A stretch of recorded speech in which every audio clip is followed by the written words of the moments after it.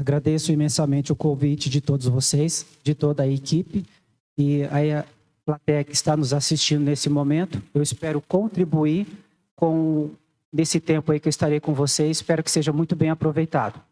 Agradeço também a equipe da organização que prestigiaram o meu nome chamando para essa palestra e toda a equipe da multimídia também que está organizando tudo de forma muito correta. Falarei nessa tarde sobre distanciamento versus isolamento social e impacto na saúde mental. Um pouquinho sobre a evolução humana, sobre a questão da estrutura familiar e da figura do idoso, que por longo tempo gerou grandes transformações ao longo da história da humanidade. No entanto, na sociedade antiga, na sociedade primitiva, os idosos eram tidos como seres de grande veneração. Os jovens a eles recorriam em busca de orientações e conselhos, enfim. Vou falar agora da era da agricultura. Nessa era da agricultura, tinha o idoso como uma figura central, que detinha todo o conhecimento, que passava a orientação de gerações para gerações seguintes, todas as informações acerca do cuidado com a lavoura, enfim. Havia uma predominância do trabalho braçal, consequentemente exigia uma força física e o homem partia para o campo, para o trabalho, ficando em casa a mulher para cuidar da casa e de toda a estrutura familiar. Também cabia à mulher o papel de cuidar daqueles que dependiam de cuidados especiais nesse início da civilização. E esse período durou por muitos e muitos anos, que a sociedade, cada uma mantinha o seu devido papel durante esse processo.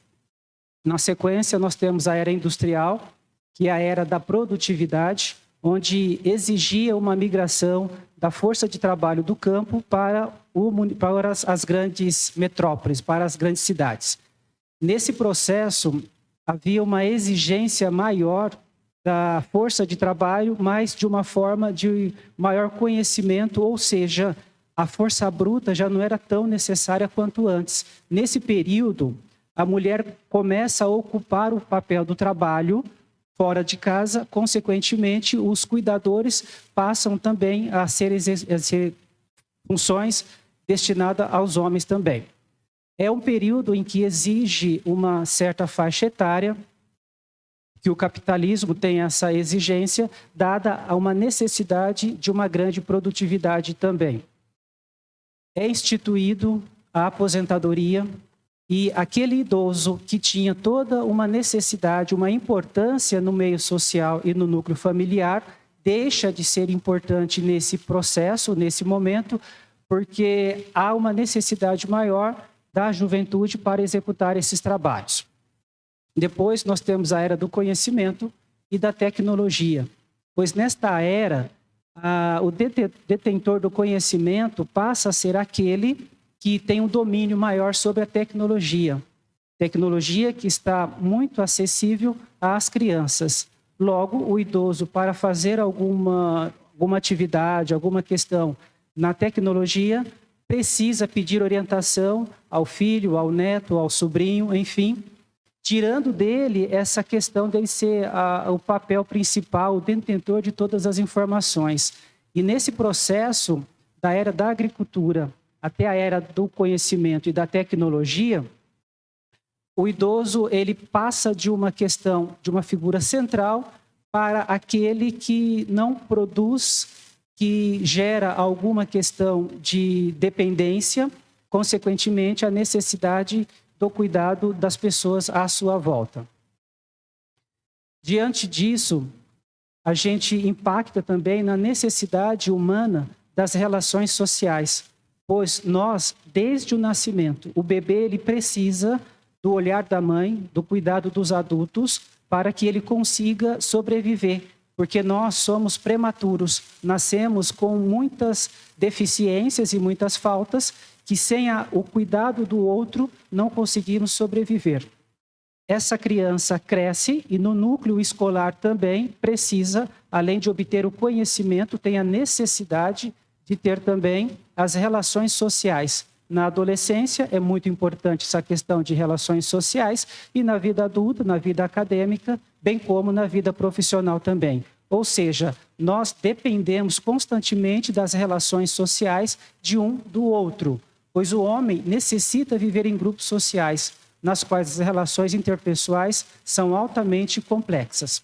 Portanto, as necessidades psicológicas básicas fazem parte da existência humana. E quais são essas necessidades psicológicas básicas? É o relacionamento, o controle e a autonomia. No relacionamento, pertença ou pertencimento é a necessidade de se sentir aceito e compreendido pelos outros. O controle, agir com responsabilidade, de forma eficaz para enfrentar os desafios.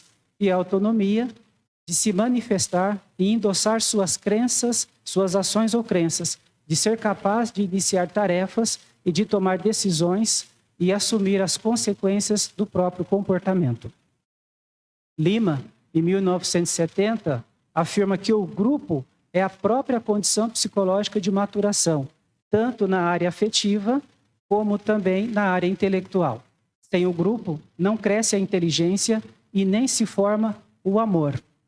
Então, a dependência das relações de um do outro é muito presente na nossa história de vida. Evidentemente, houveram algumas transformações ao longo da evolução da humanidade. Entretanto, as relações intersociais, as relações interpessoais, as relações humanas são extremamente necessárias. De repente, no final do ano de 2019, início de 2020, temos uma nova situação na humanidade, que é o Covid-19.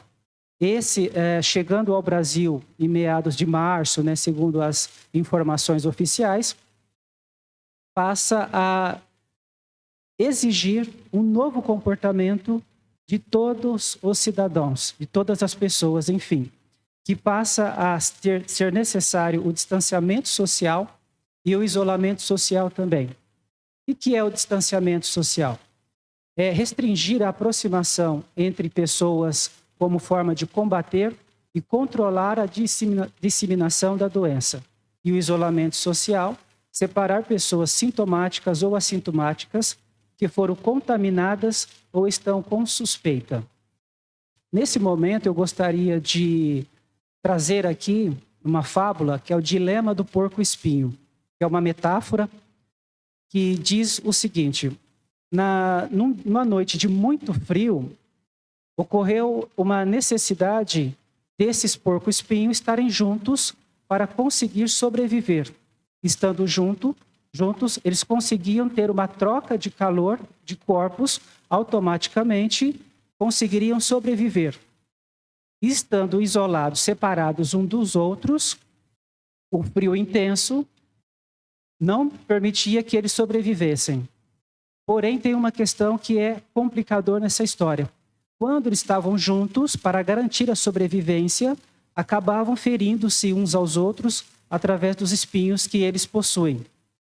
E aí tiveram que fazer uma escolha: ficarem juntos, suportar a dor e esse sofrimento, as feridas que eram causadas, ou estar distantes e correrem o risco de não sobreviverem. Procuraram se adaptar a estarem próximos, mas não tão próximos, para que conseguisse garantir essa sobrevivência e também suportar a dor e o sofrimento de estarem juntos. Trazendo isso para os dias atuais, há uma exigência de nós estarmos separados um dos outros para que consiga garantir essa sobrevivência. E estando separados um dos outros, nós vamos sofrer a distância, o isolamento, o distanciamento, e isso é bastante difícil da gente lidar nessa situação. E estando próximos, corre-se o risco de grande número de infecções e aí também acaba não sobrevivendo, enfim.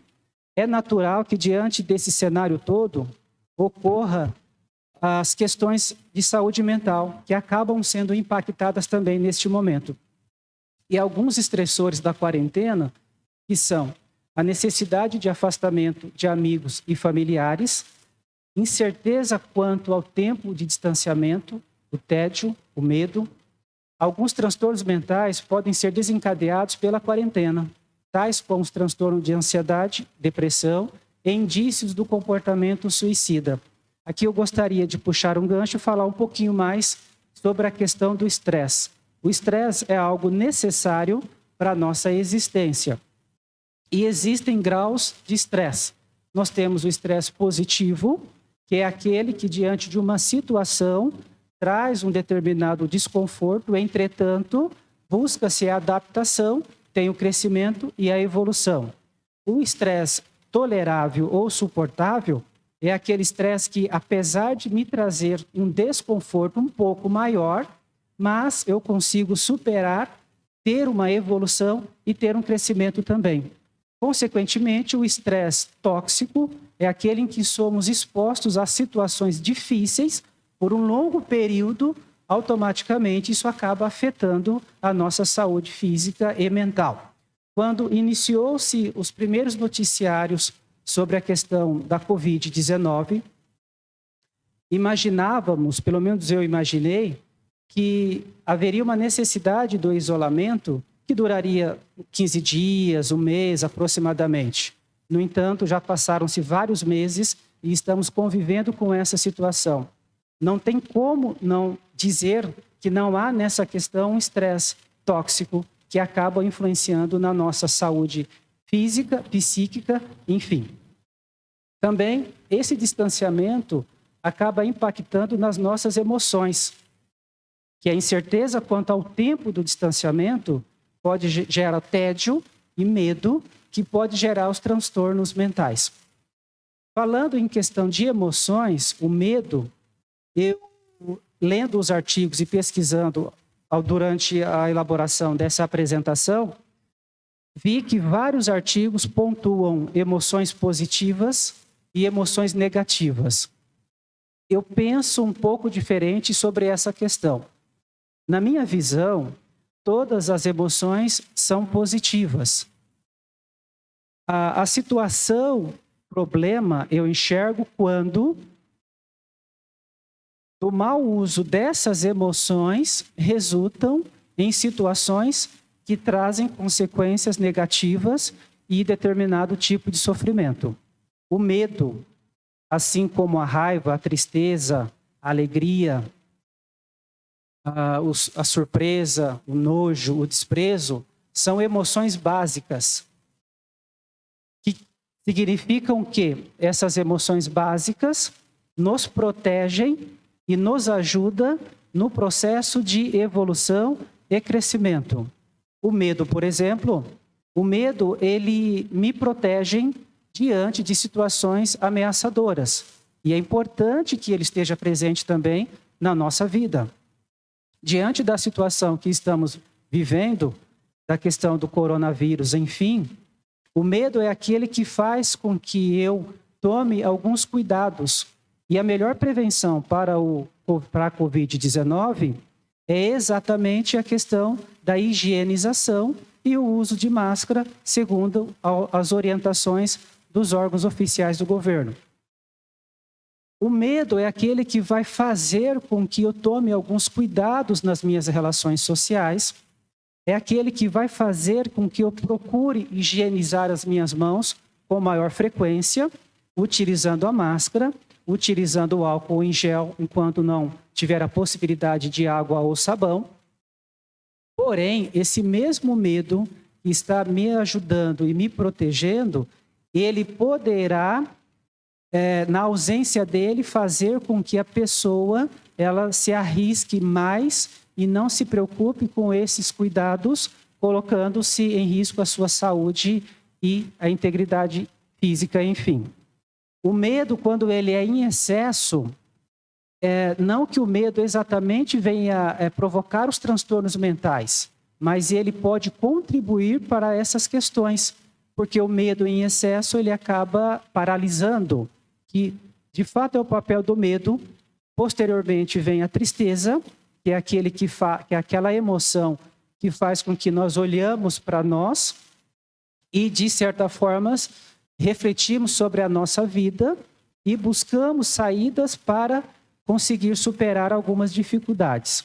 A raiva é uma outra emoção extremamente importante também, que é aquela que faz agir A raiva eu enxergo como combustível da ação, combustível da vida. Como combustível, faz com que eu consiga caminhar e agir. Mas se eu não tomar cuidado, esse mesmo combustível pode nos matar se tiver um fósforo perto, por exemplo. Então precisamos ter essa emoção. Na verdade, ela está conosco, todas essas emoções.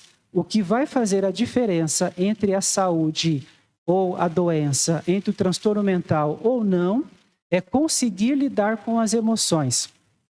Não tem como controlar as emoções. E eu escuto muito essa questão também. Precisa controlar a sua emoção. Na verdade, o meu entendimento é que precisamos administrar a emoção. Uma vez que o medo está presente, a raiva está presente, a tristeza, a alegria, enfim, eu preciso de mecanismos para lidar com essa questão, porque senão podem desencadear alguns transtornos mentais, enfim, assim como a ansiedade e a depressão. A ansiedade é uma vivência emocional do universo do medo, direcionado ao futuro com sintomas físicos, psíquicos e comportamentais. E a depressão é uma doença psiquiátrica em que a pessoa sente tristeza profunda, baixa autoestima e sentimento de culpa recorrente. Além disso, vivencia distúrbios do sono e do apetite, perde o prazer ou a alegria nas atividades e relações pessoais.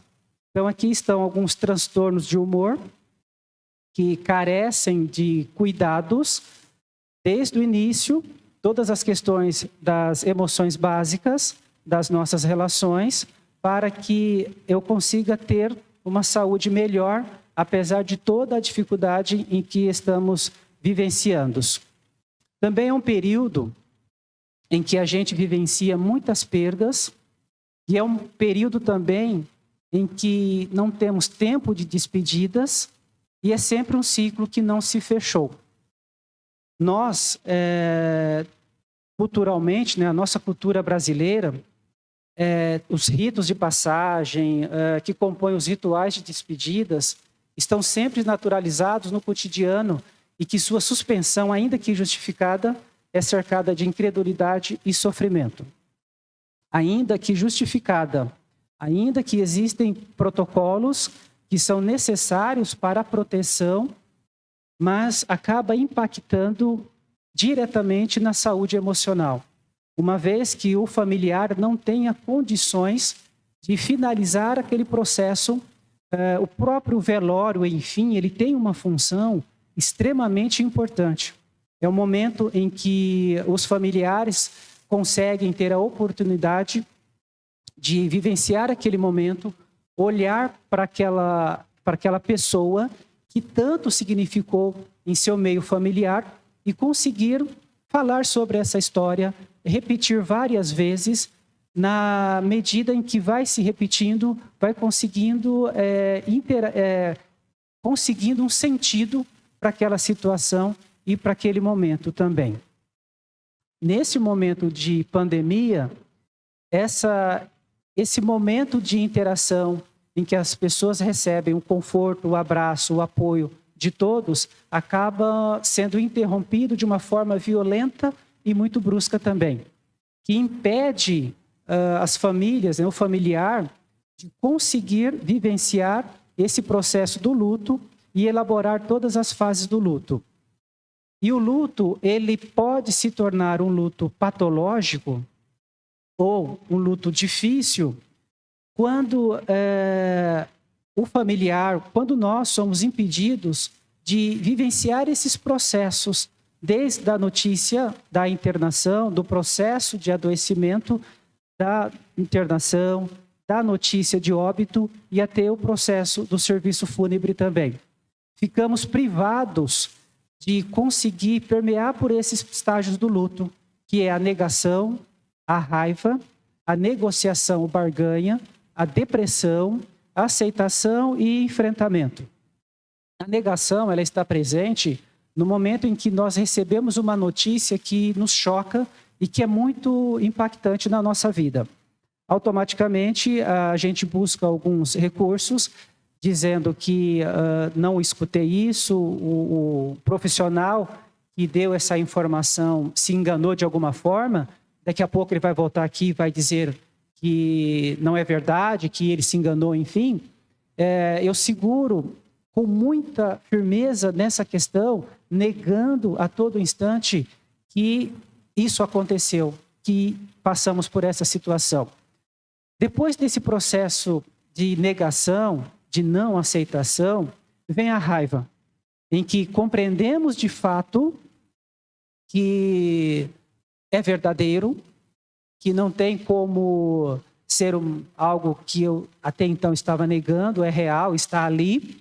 E aí vem a raiva das questões que deixamos de fazer, a raiva por aquele que nos deixou, porque tínhamos tantas vivências, tantas questões ainda a serem vividas. Passando o estágio da raiva, vem a negociação e a barganha.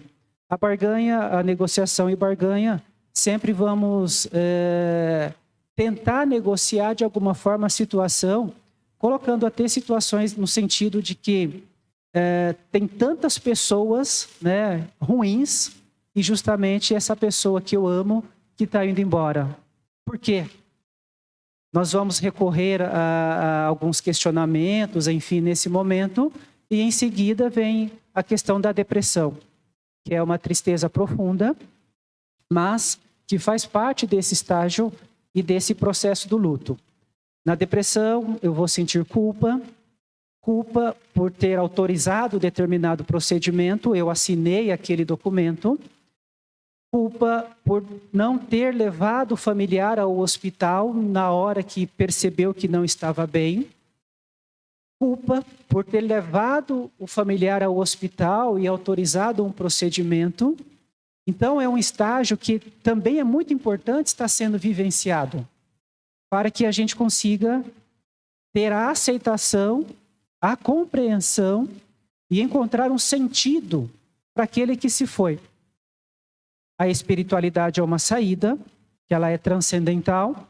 Passamos a ver aquela pessoa que nos deixou, que ele tem uma história também, uma história de vida, que participou do nosso processo muito tempo e, evidentemente, aprendemos, ensinamos e vivenciamos muitas histórias juntos.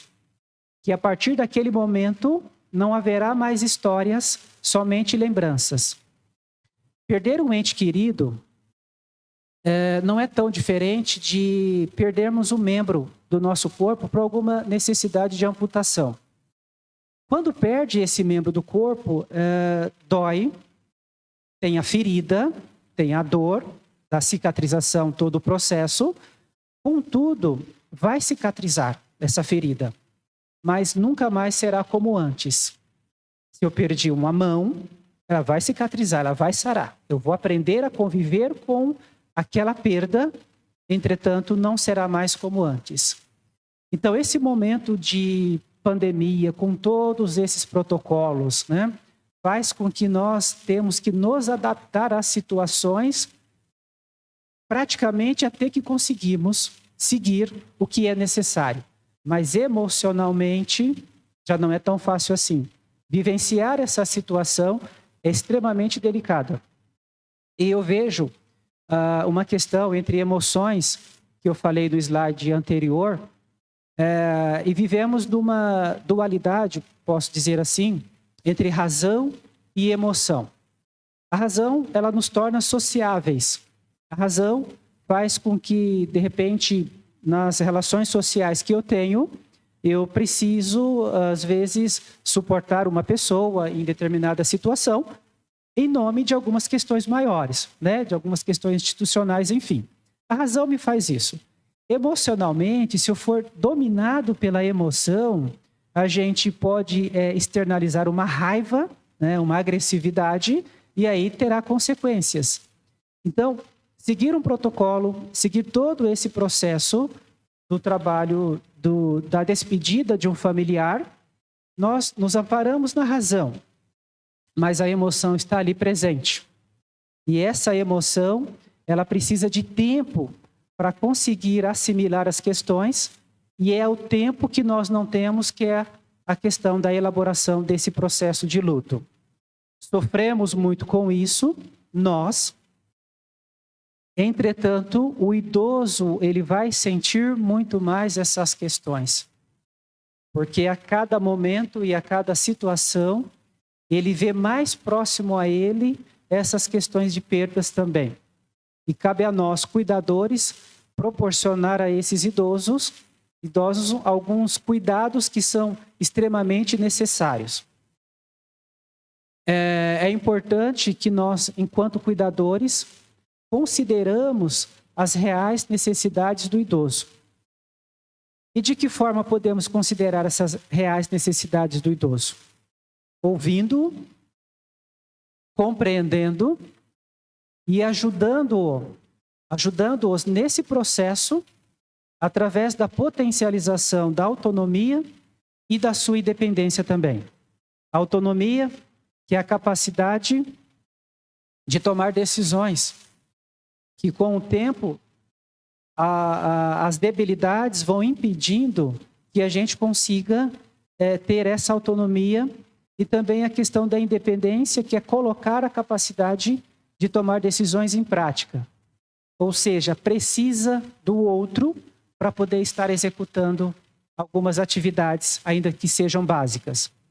E esse outro, ele precisa de ter uma empatia para conseguir atender e compreender essas necessidades do idoso. Aí tem uma pergunta: qual é a melhor forma de depender? Quem poderá responder essa pergunta? Qual é a melhor forma de depender? Somente aquele que estará dependendo. Eu tenho a minha forma de depender. Cada um de vocês tem a sua forma de depender. E para que o cuidador saiba qual é a melhor forma de depender daquele que ele está cuidando, ele precisa ouvi-lo, precisa compreender, precisa exercer a questão da empatia para conseguir juntos encontrar uma saída melhor. Diante das relações humanas, existem, em termos de comunicação, situações, posicionamentos ou falas que podem levar a um confronto. E aí a gente precisa trabalhar para que esse conflito ele consiga chegar numa situação em que haja uma resolução. Por exemplo, estou cuidando de um idoso e é hora da medicação, é hora do cuidado, é hora do banho, e ele simplesmente diz que não vai. Às vezes eu tenho uma condição física, sou jovem, eu consigo forçá-lo a ir, mas aí eu tenho um problema. Eu posso desencadear adoecimentos mentais, que aí a situação fica muito mais difícil.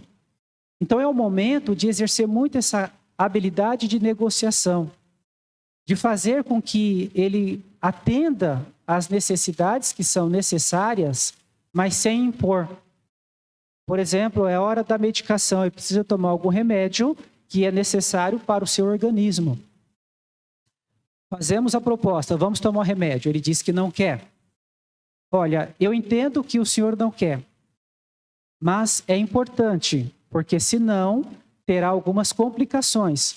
E eu acredito que essas complicações não vão ser positivas para a gente.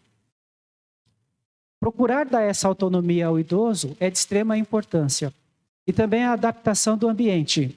Um chinelo na porta em que o jovem deixa, ele passa, tropeça, porém ele reequilibra e consegue sair normalmente.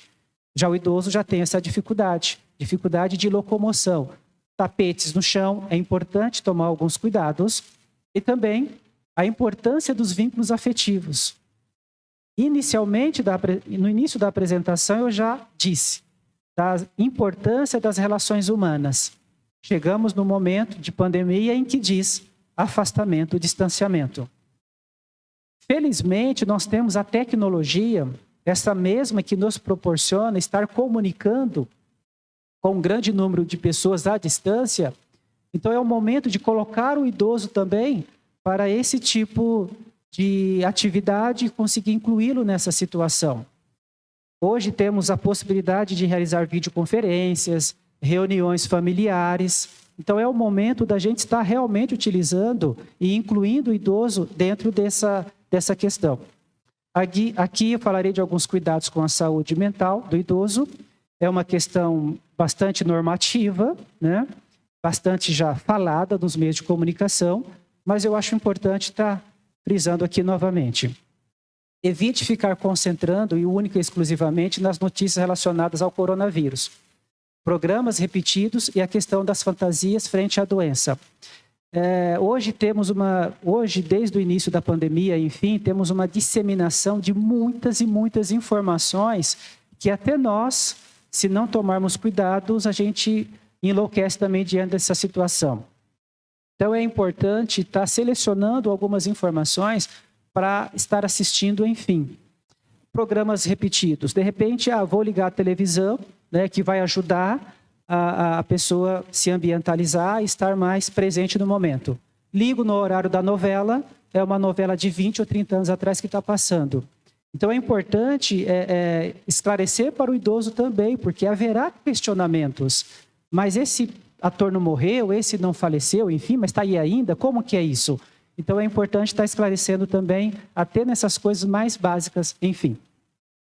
Mantenha-se ativo, prepare suas receitas na cozinha, arrisque novos pratos, faça exercícios dentro de casa, de acordo com suas possibilidades e limitações, e evite ficar sentado e deitado o dia todo.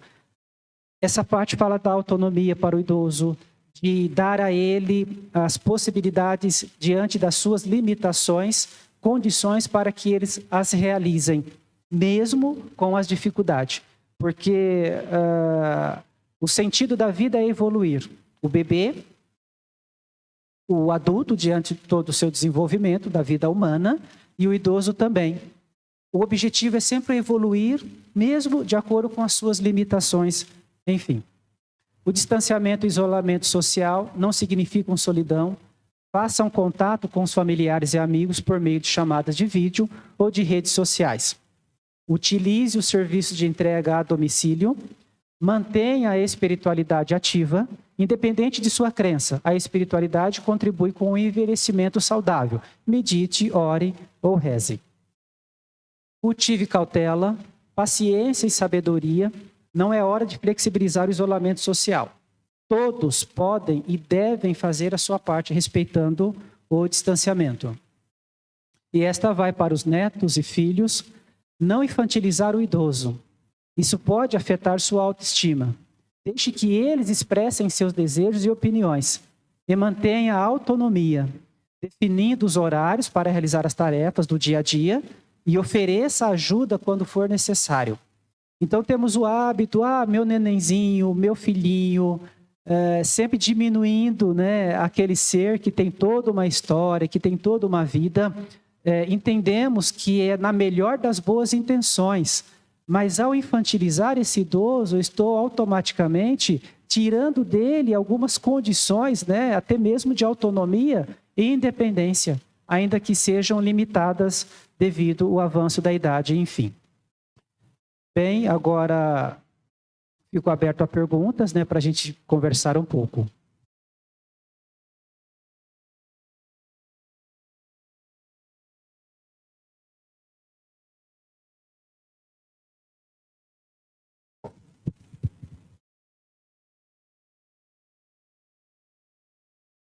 Então, vamos às perguntas. Obrigada, Edson, pelas palestras. Vamos lá com a primeira pergunta.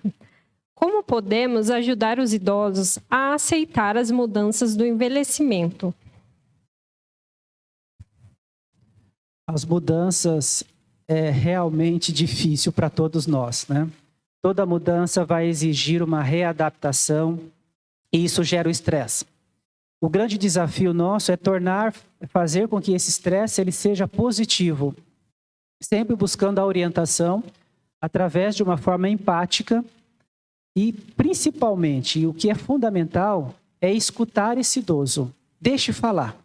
Ele vai falar, às vezes, a mesma história por várias e várias vezes. É importante ouvi-lo e, nesse momento, utilizar a habilidade de comunicação, que é aquela questão. Eu valido o que ele está dizendo e juntos conseguimos encontrar uma solução para o problema. Realmente é extremamente difícil, nós, jovens, lidar com as mudanças. Para o idoso é bem mais delicado. Então, cabe ao cuidador, junto com esse idoso, estar sempre negociando para que consigam encontrar uma saída. Obrigada. Próxima pergunta. Quais os malefícios para a saúde mental dos idosos quando se escuta? Não se preocupe, o Covid só é grave em idosos. Muito, né? É como se a gente escutasse, se pertencesse a uma determinada categoria e alguém escutássemos assim, não se preocupe, é só vocês que vão morrer, ninguém vai mais, né? Ninguém mais vai morrer. Então, realmente é uma fala difícil. Eu até me lembro, né, de um post que eu vi no Facebook em que 2 idosos estavam assistindo televisão e o jornal fala, é uma doença que só mata idosos, né? Então, olha como é difícil, né, passar por essa situação, né? Eu não imagino o quão difícil é escutar isso, né? Estar naquele momento na pele daquele idoso, né? Então, são expressões que é muito importante a gente evitar no nosso dia a dia, porque no início da pandemia, realmente, ouvíamos muito falar essa questão. Só que ao longo desse tempo, né, percebemos que não é só idoso, não, que todos nós estamos sujeitos a essa situação. Evidentemente, por questões de comorbidade, de uma debilidade da saúde fisiológica, enfim, o idoso tem as suas fragilidades mais do que os jovens. Mas todos estão sujeitos, se não cuidar, a nessas situações, né? Então, realmente, são falas assim que é importante não estar falando, né? E, principalmente, a questão da empatia, né? Se eu escutasse isso, que há alguma característica minha, facilitasse a questão de ter complicações, enfim, eu ficaria bastante chateado, com certeza. Então, é muito importante evitar esse tipo de comentário. Obrigada, Edson. Perguntaram também como identificar os sintomas iniciais da depressão no idoso isolado. Às vezes a gente confunde um pouco, né, a questão da tristeza com a depressão. Para que seja diagnosticada uma depressão, é necessário que existem alguns requisitos para que se classifique uma depressão, né? A depressão é uma tristeza profunda, mas de período prolongado. Às vezes, a gente vê uma pessoa triste em algum momento, por alguma situação que desencadeou a tristeza ou não. Fulano está com depressão. Não necessariamente é dessa forma. Para que se caracterize a depressão, é importante que tenha um profissional da área da saúde mental que vai dizer, olha, realmente é um quadro depressivo, e aí ele tem alguns critérios para a avaliação dessa depressão, né?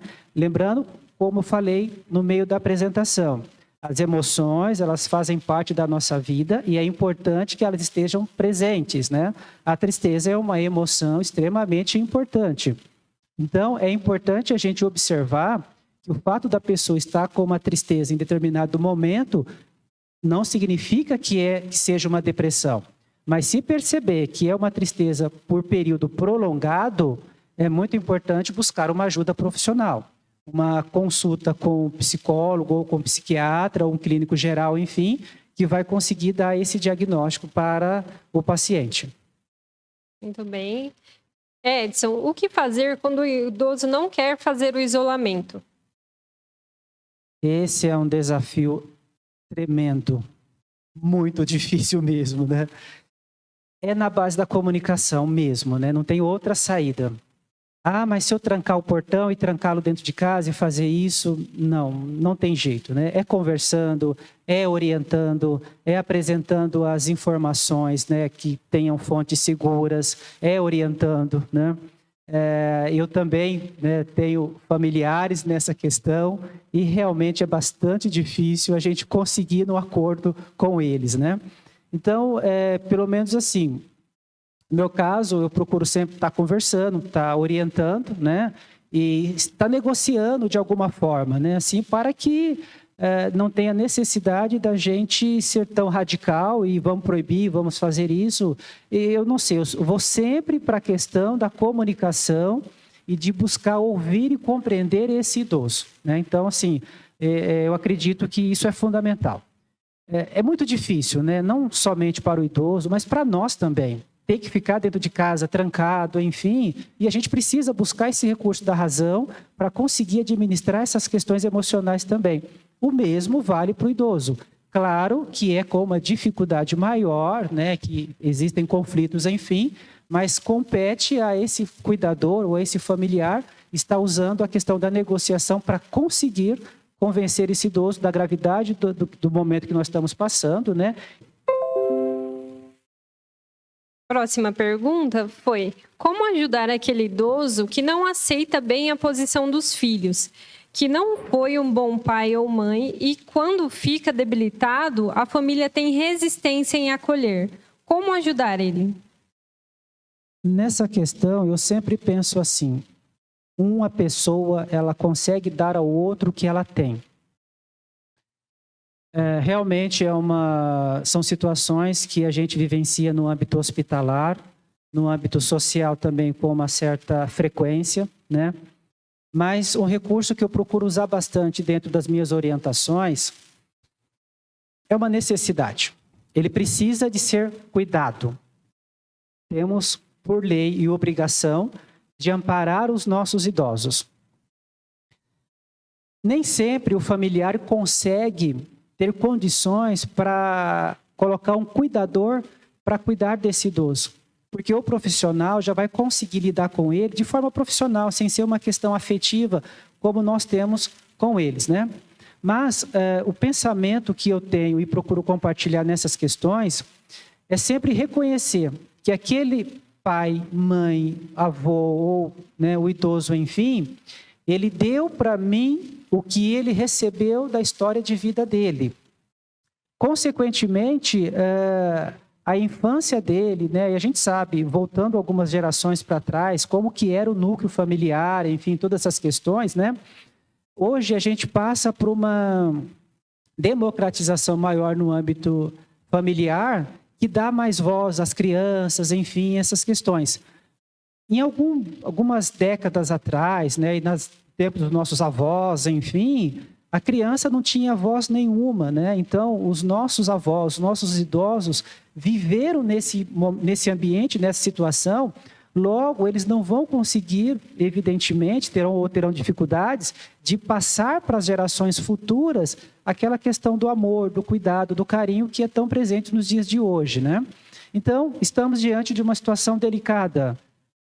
Não tive uma boa relação, né, com os meus pais, enfim, mas eu preciso cuidar deles, né? Então, eu preciso trabalhar, e aí vale uma questão também, caso a pessoa tenha dificuldade em lidar com isso, busque uma ajuda profissional, não no sentido de um cuidador, mas de alguém para cuidar dela mesma, né? Através de um processo de acompanhamento psicológico, enfim, alguma orientação que vai contribuir também nessa relação que é muito importante. Muito obrigada, Edson. Passo a palavra para fazer as considerações finais.